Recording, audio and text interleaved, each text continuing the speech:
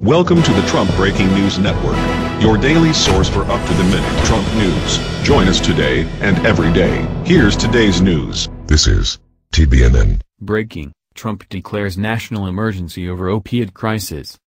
President Donald Trump has declared the opioid epidemic a national emergency and said his administration was drafting paperwork to make it official. By the Free Thought Project. President Donald Trump has declared the opioid epidemic a national emergency and said his administration was drafting paperwork to make it official. The opioid crisis is an emergency, and I'm saying officially right now it is an emergency. It's a national emergency, President Trump told reporters before a security briefing on Thursday at his golf course in Bedminster, New Jersey. "We're going to spend a lot of time, a lot of effort and a lot of money on the opioid crisis."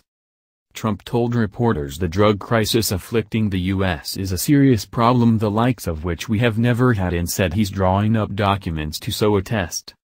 By declaring it a national emergency, it removes some barriers and waives some federal rules, such as one that restricts Medicaid recipients from receiving addiction treatment. It would also put pressure on Congress to provide more funding.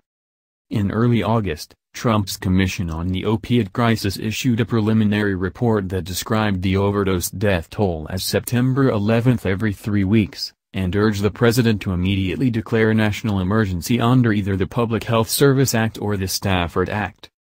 The report said 142 Americans died every day from a drug overdose, according to the most recent data from the Centers for Disease Control and Prevention, CDC.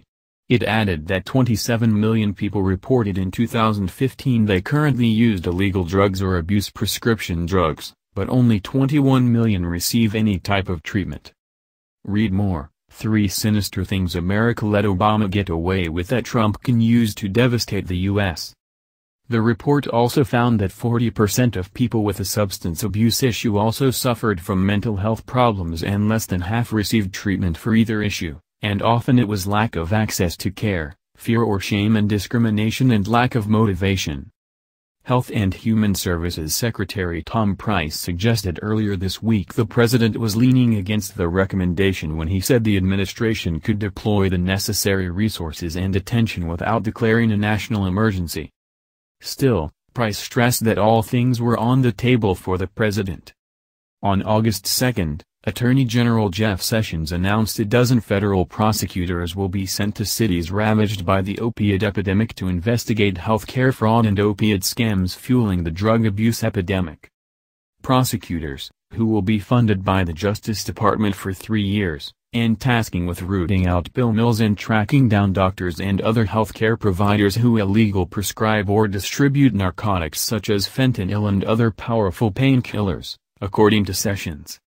"You don't collect a drug debt in a court of law, you collect it with a barrel of a gun," he said. That's the news. Join us here every day. Be sure to subscribe and click the bell. See you next time.